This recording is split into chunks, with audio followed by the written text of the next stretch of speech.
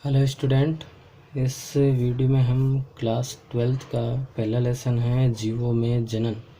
इसके MCQ question, one liner question, important question है जो कि सभी कंपटीशन एग्ज़ाम में इम्पोर्टेंट है, महत्वपूर्ण है, हम पढ़ेंगे।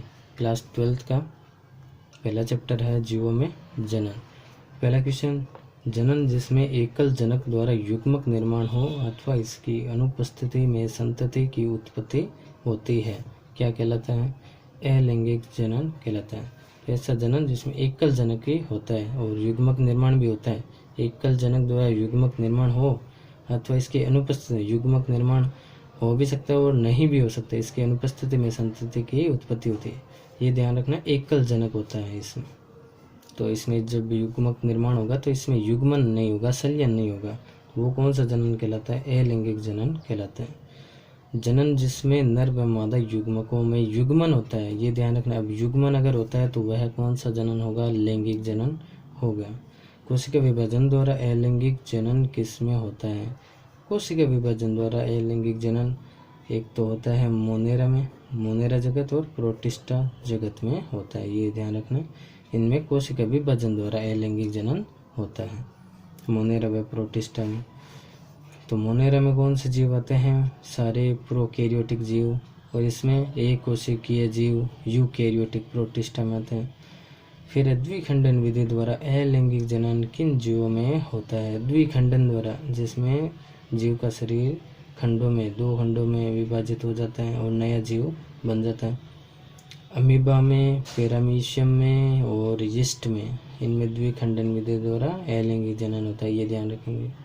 अलैंगिक चल बीजाणु जू स्पोर्स द्वारा जनन किसमें होता है? तो अलैंगिक जनन जो चल बीजाणु या जू स्पोर, चल बीजाणु को जू स्पोर्स भी कहते हैं, द्वारा जनन किसमें होता है? ये भी अलैंगिक जनन की विधि है। ये चल बीजाणु द्वारा होता है। तो फंजाई जगत, कवकों में होता है चल बीजाणु, और शैवाल में होता है, ये ध्यान रखना। कोनिडिया द्वारा अलैंगिक जनन किसमें होता है? तो पेनिसिलियम कवक में कोनिडिया द्वारा अलैंगिक जनन होता है। जेम्यूल द्वारा अलैंगिक जनन होता है। जेम्यूल द्वारा किसमें होता है? स्पंज में जेम्यूल संरचना पाई जाती है, उसके द्वारा अलैंगिक जनन होता है। कलिका द्वारा अलैंगिक जनन किसमें होता है? तो हाइड्रा में, हाइड्रा पादप में एक साइड में कलिका, हाइड्रा जीव में कलिका निकलती है और उसके द्वारा अलैंगिक जनन होता है, जिसमें नए जीव का निर्माण, नई संतति का निर्माण होता है। पादपों में अलैंगिक जनन को किस नाम से जानते हैं? तो जो पादपों में अलैंगिक जनन है उसको कायिक प्रवर्धन के नाम से भी जानते हैं। जो कायिक प्रवर्धन होता है वो अलैंगिक जनन का ही एक भाग होता है, क्योंकि इसमें भी यह नए जीव का जो निर्माण होता है वो एकल जनक से ही होता है, कायिक प्रवर्धन में। तो इसको अलैंगिक जनन भी कह सकते हैं। पादपों में कायिक प्रवर्धन की इकाई जो संतति को पैदा करने का सामर्थ्य रखती है कहलाती है, तो ये संरचना कहलाती है प्रोपेग्यूल। जो कायिक प्रवर्धन की इकाई है प्रोपेग्यूल है, जो संतति को पैदा करने की सामर्थ्य रखती है। नेक्स्ट क्वेश्चन, 11वां क्वेश्चन है, जलाशयों की महाविपत्ति वाटर हाइसिंथ को और किस नाम से जाना जाता है? तो इसको बंगाल के आंतक के नाम से जाना जाता है। इसको जलाशयों की महाविपत्ति और वाटर हाइसिंथ, ठीक है, ये पादप का नाम है वाटर हाइसिंथ। इसको बंगाल का आंतक भी कहते हैं और जलाशयों की महाविपत्ति भी कहते हैं। ठहरे जल में सर्वाधिक वृद्धि करने वाला खरपतवार है, तो वाटर हाइसिंथ। ठहरे जल में सर्वाधिक वृद्धि करने वाला खरपतवार वाटर हाइसिंथ बताओगे। कंद या ट्यूबर्स द्वारा कायिक प्रवर्धन का उदाहरण है। कंद या ट्यूबर्स, इसके द्वारा कायिक प्रवर्धन का उदाहरण आलू है, ये ध्यान रखना। प्रकंद या राइजोम द्वारा कायिक प्रवर्धन का उदाहरण है केला व अदरक। इसमें प्रकंद द्वारा कायिक प्रवर्धन होता है, नए पादप का निर्माण होता है।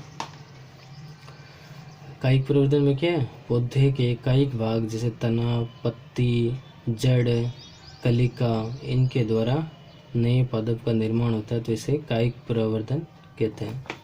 फिर पत्तियों द्वारा कायिक प्रवर्धन का उदाहरण है, तो पत्तियों द्वारा कायिक प्रवर्धन किसमें होता है? ब्रायोफिलम, पत्थर चट्टा में, ब्रायोफिलम या पत्थर चट्टा। अन्य उदाहरण है बिगोनिया, ये ब्रायोफिलम या पत्थर चट्टा इंपॉर्टेंट है। भूस्तरिका, भूस्तरिका द्वारा कायिक जनन किसमें होता है? तो भूस्तरिका द्वारा जल हाइसिंथ में होता है, जो बंगाल का अंतक है, ये भूस्तरिका द्वारा कायिक जनन होता है। बुलबिल संरचना द्वारा कायिक प्रवर्धन किस पादप में होता है? बुलबिल संरचना होती है अज्ञेय पादप में। ये भी ध्यान रखो, अज्ञेय पादप में बुलबिल संरचना पाई जाती है, इसके द्वारा कायिक प्रवर्धन होता है।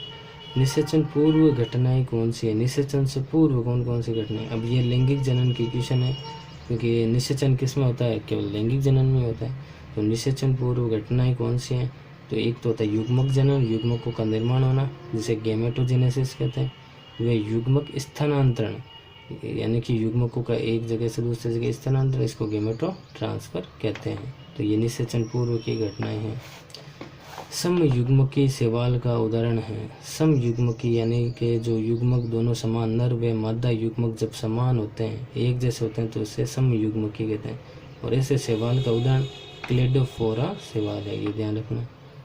फिर विषम युग्मकी शैवाल का उदाहरण है। विषम युग्मकी यानी कि जब युग्मक दोनों अलग अलग हो, नर व मादा युग्मक अलग अलग हो, तो इसे विषम युग्मकी कहते हैं। और ऐसे शैवाल का उदाहरण कौन सा है? तो ऐसे शैवाल हैं फ्यूकस, ये ध्यान रखना, फ्यूकस शैवाल है। तो विषम युग्मकी जैसे मानव में शुक्राणु व अंडाणु, ये विषम युग्मकी है क्योंकि संरचना में अलग अलग होते हैं। तो ये विषम युग्मक शैवाल का उदाहरण पूछा तो फ्यूकस है। समयुग्मकी शैवाल का पूछे तो क्लेडोफोरा है। तो ऐसे ही question, MCQ question, one liner question, छोटे छोटे क्वेश्चन, इंपॉर्टेंट क्वेश्चन आप इस चैनल पर देख सकते हैं। आगे नेक्स्ट वीडियो में हम और भी इसके क्वेश्चन पढ़ेंगे। मेरे चैनल को लाइक, शेयर और सब्सक्राइब ज़रूर करें।